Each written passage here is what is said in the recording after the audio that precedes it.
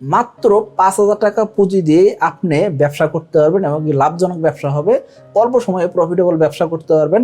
এরকম 2টা বিজনেসের আইডিয়া আমি আপনাকে দিব। দেখুন, বর্তমান সময়ে আমরা সকলে কিন্তু বিষমুক্ত খাবার খাইতে চাই এবং আমরা অর্গানিক খাবার খাইতে চাই, পাশাপাশি পুষ্টিকর খাবার খাইতে চাই।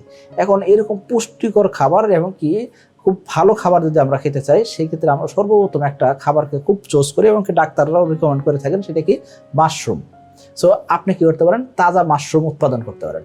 এই যে তাজা মাশরুম আপনি উৎপাদন করবেন, সেই ক্ষেত্রে অল্প টাকায় আপনি ইনভেস্ট করে কিন্তু ভালো করতে পারবেন।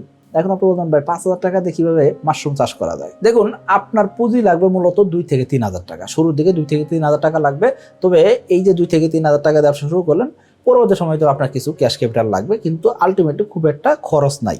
তো আপনি এই যে তাজা মাশরুমের যে ব্যবসাটা করবেন, এটা আপনি গ্রামে বসে করতে পারবেন, শহরে করতে পারবেন, যে কোনো জায়গায় করতে পারবেন।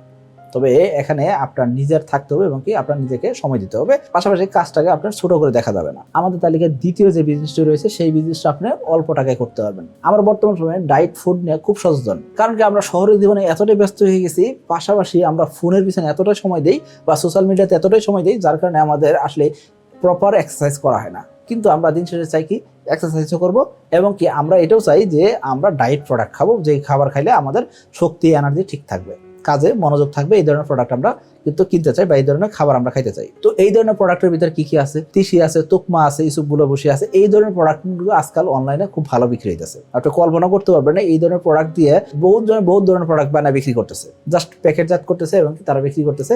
তবে অবশ্যই এখানে বিএসটি এর অনুমোদনের বিষয় থাকতে পারে এবং আপনাকে হাইজিন মেনটেন করে প্রোডাক্ট প্যাকেজিং করতে হবে, আনুষঙ্গিক বিষয় আছে। এই জিনিসগুলো আপনি জেনে শুনে একটু ব্যবসা করার চেষ্টা করলে ইনশাআল্লাহ আশা করা যায় এখানেও খুব অল্প টাকায় আপনি বিজনেস করতে পারবেন। এর পাশাপাশি অনেক এলাকায় বিখ্যাত খাবার আছে, এই বিখ্যাত খাবারগুলো আপনি বিক্রি করতে পারেন। যেমন ধরুন বগুড়ার কটকটি, নাটোরের কাঁচাগোল্লা, কুমিল্লার রসমলাই। এই ধরনের অনেক জিনিস আছে যেগুলো এলাকার খুব প্রসিদ্ধ খাবার এবং এই ধরনের ব্যবসা করতে আপনার খুব একটা ইনভেস্টমেন্ট লাগবে না। জাস্ট আপনি কাস্টমার থেকে কুরিয়ার খরচটা নিয়ে আপনি যদি প্রোডাক্টটা পাঠাই দেন, কাস্টমার আপনার প্রোডাক্ট রিসিভ করে সে কুরিয়ার কোম্পানিতে টাকা দিয়ে দেবে, আপনি টাকা রিসিভ করে নেবেন। এই ক্ষেত্রে খুব অল্প টাকা ইনভেস্টমেন্টে আপনি কিন্তু ব্যবসাটা করতে পারতেছেন এবং আপনি যে প্রোডাক্ট কিনে দিয়ে যাচ্ছেন, সেই ক্ষেত্রে হয়তো বা আপনি কিছু ক্ষেত্রে বাকিও নিতে পারবেন। যদি আপনার পরিস্থিতি এরকম থাকে, সেই ক্ষেত্রে অনায়াসে ব্যবসাগুলো করা সম্ভব এবং খুব অল্প টাকায় শুরু করা সম্ভব।